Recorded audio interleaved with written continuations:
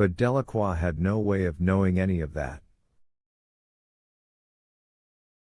"I'm ready," Delacroix said, speaking with the simplicity of a great star who has somehow managed to retain the common touch.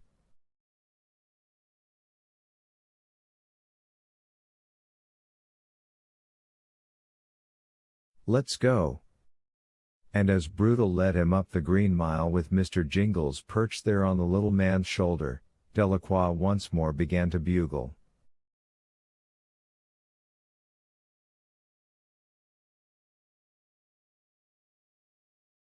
"Messieurs et mesdames.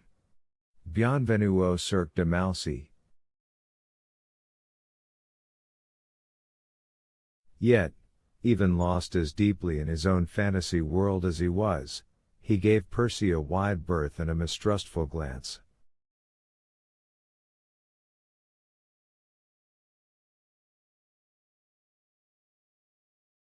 Harry and Dean stopped in front of the empty cell across from Wharton's. That worthy had still not so much as stirred.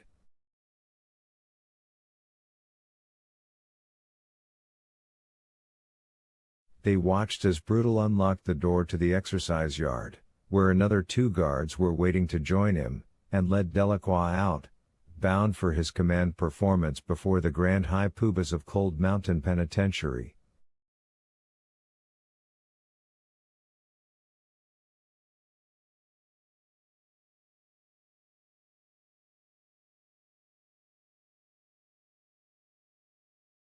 We waited until the door was locked again, and then I looked toward my office.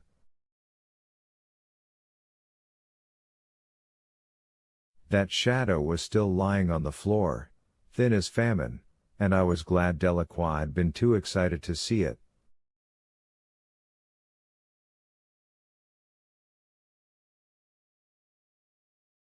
"Come on out," I said. "And let's move along brisk, folks. I want to get 2 run-throughs in, and we don't have much time." Old Toot Toot, looking as bright-eyed and bushy-tailed as ever, came out, walked to Delacroix's cell, and strolled in through the open door.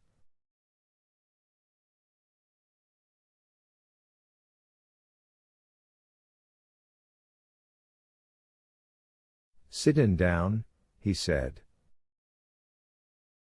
"I'm sittin' down, I'm sittin' down, I'm sittin' down."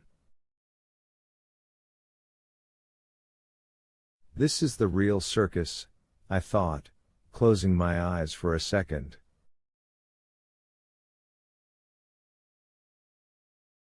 This is the real circus right here, and we're all just a bunch of trained mice.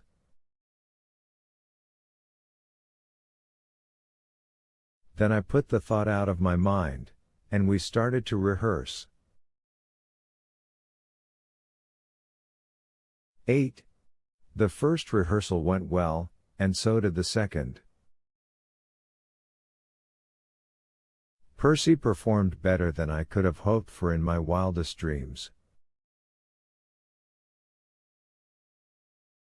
That didn't mean things would go right when the time really came for the Cajun to walk the mile, but it was a big step in the right direction.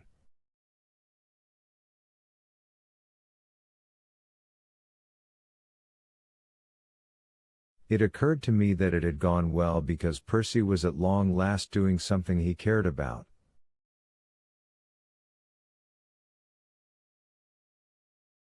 I felt a surge of contempt at that, and pushed it away. What did it matter? He would cap Delacroix and roll him, and then both of them would be gone.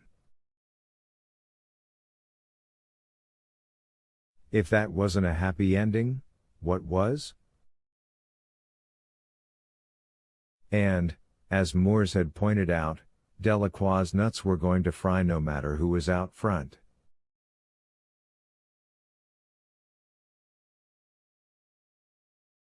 Still, Percy had shown to good advantage in his new role and he knew it.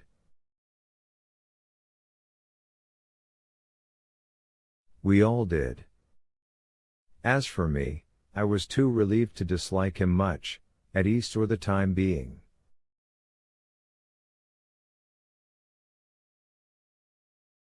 It looked as if things were going to go all right. I was further relieved to find that Percy actually listened when we suggested some things he could do that might improve his performance even more, or at least cut down the possibility of something going wrong.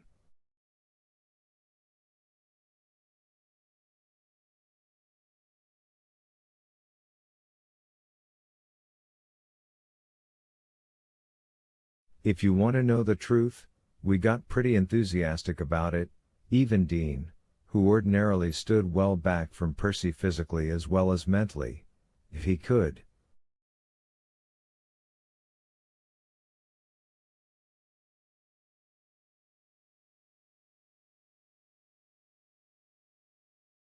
None of it that surprising, either, I suppose. For most men, nothing is more flattering than having a young person actually pay attention to his advice, and we were no different in that regard.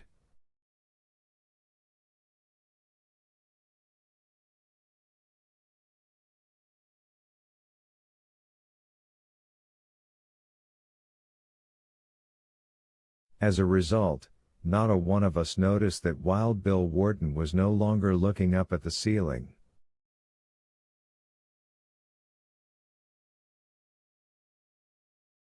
That includes me, but I know he wasn't. He was looking at us as we stood there by the duty desk, gassing and giving Percy advice.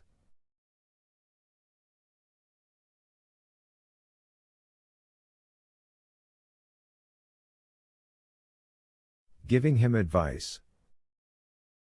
And him pretending to listen. Quite a laugh, considering how things turned out.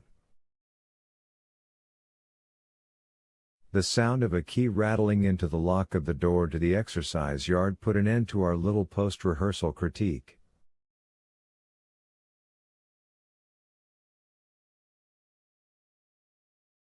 Dean gave Percy a warning glance. "Not a word or a wrong look," he said. "We don't want him to know what we've been doing. It's not good for them. Upsets them." Percy nodded and ran a finger across his lips in a mum's the word gesture that was supposed to be funny and wasn't.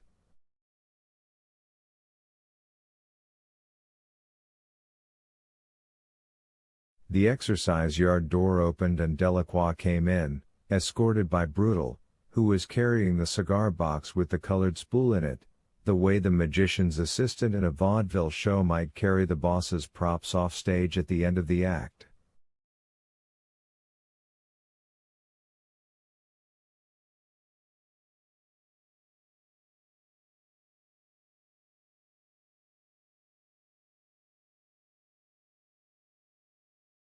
Mr. Jingles was perched on Delacroix's shoulder. And Delacroix himself? I tell you what, Lily Langtry couldn't have looked any glowier after performing at the White House.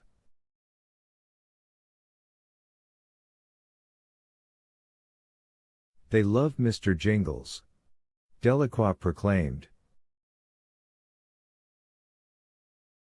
They laugh and cheer and clap they hands. Well, that's aces, Percy said. He spoke in an indulgent, proprietary way that didn't sound like the old Percy at all.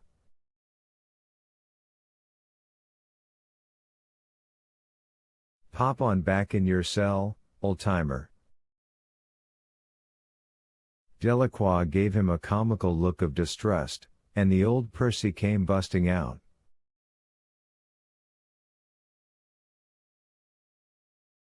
He bared his teeth in a mock snarl and made as if to grab Delacroix.